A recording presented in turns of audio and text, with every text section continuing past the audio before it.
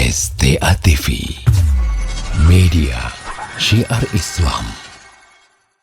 Sebagian orang tua, Masya Allah, menampakkan kebanggaan dan kebahagiaannya karena di depan anaknya yang telah memperoleh atau berprestasi dalam urusan dunia, karena juara satu lomba motor trail, motor cross, lomba juara satu olahraga ini dan olahraga itu. Tetapi dia sama sekali tidak memberikan kesan kepada anaknya bahwa dia lebih bangga lagi jika anaknya itu berprestasi dalam menghafal Al-Quran, dalam menghafal hadis. Nah, sehingga si anak dari kecil sudah terbiasa dengan perkara dunia. Karena dia tidak pernah melihat orang tuanya merasa bangga dan menginginkan dia harus lebih berprestasi dalam urusan akhirat daripada dalam urusan dunia. Dan itu terlihat. Dan anak-anak merasa mendapatkan hal itu. Hanya saja ada yang mengucapkannya dengan lisan nakalnya, ada yang tidak mengucapkannya. Sebagai contoh, sebagian orang tua, begitu anaknya pulang dari sekolah menjelang asar, dia buatkan les lagi di rumah untuk anaknya bahasa Inggris, bahasa Arab. Tapi untuk belajar ilmu agama hanya seminggu sekali, bahkan hanya antara maghrib dan isya. Itu pun kalau anaknya lagi malas, ya udah abang, nggak apa-apa. Abang juga udah capek tadi dengan les dan pulang sekolah. Masya Allah. Itu begini pertubik kaedah lah. Tanya doanya bu 50-50. Si tengah doanya, si tengah akhirat. Berhaji jelaskan secara fakta sekarang. Rata-rata manusia ini 50-50. Untuk dunia dan akhirat, atau justru rata-rata mereka lebih memprioritaskan dunia daripada akhirat. Seandainya kita boleh 50-50 dalam urusan dunia dan akhirat, seandainya boleh, dan tentunya tidak boleh, karena kita diciptakan untuk akhirat, untuk beribadah kepada Allah, hanya untuk itu. Adapun dunia yang kita miliki itu hendaknya kita jadikan sebagai sarana kita beribadah kepada Allah. Dunia adalah jembatan menuju akhirat. Seandainya boleh dan kaedahnya benar, dunia dan akhirat itu 50-50. Coba tunjukkan contoh yang benar dan yang tepat. Nggak ada. Rata-rata manusia lebih memprioritaskan dunia daripada akhirat. Coba lihat. Sekolah umum, sekolah akademik, pendidikan dunia, 6 tahun SD.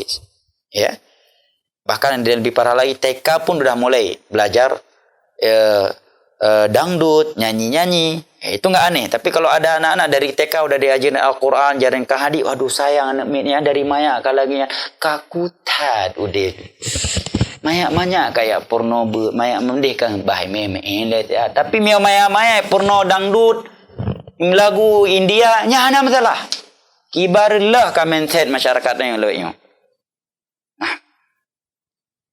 TK titun yang belajar rinan nyanyi India, dangdut, kasidah, tiga kasidah Islami dengan tanda kutip. Menari,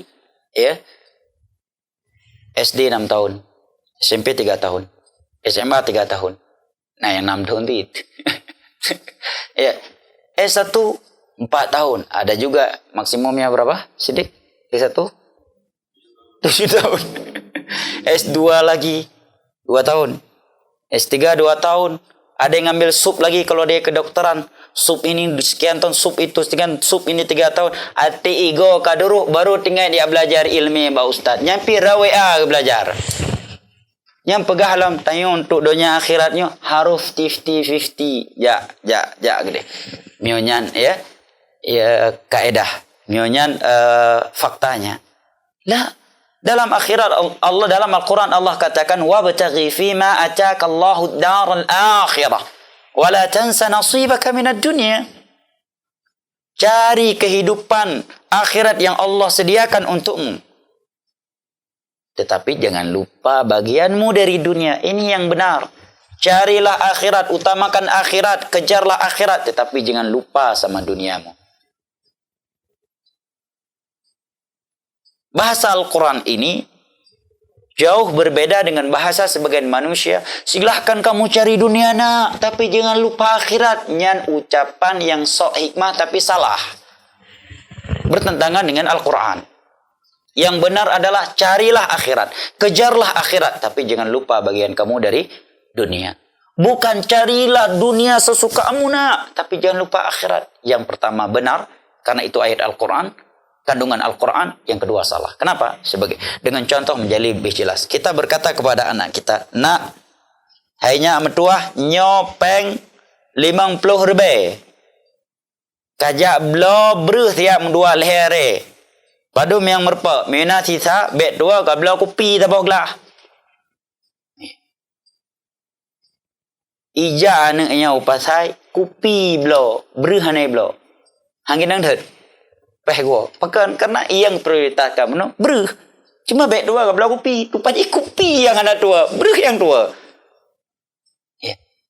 Nak kamu ke pasar ini uang 50.000 beli ikan. Beli beras. Tapi nanti sampai pulang jangan lupa belikan kopi. Mana yang lebih diprioritaskan? Jelas beras kan? Seandainya si anak pulang cuma bawa kopi, nggak bawa beras atau ikan, pasti si ayah akan marah. Begitulah dunia dan akhirat. Kejarlah akhirat, tapi jangan lupakan duniamu. Kamu harus cari rezeki, bekerja, mencari nafkah untuk anak istrimu, untuk orang tuamu. Nah,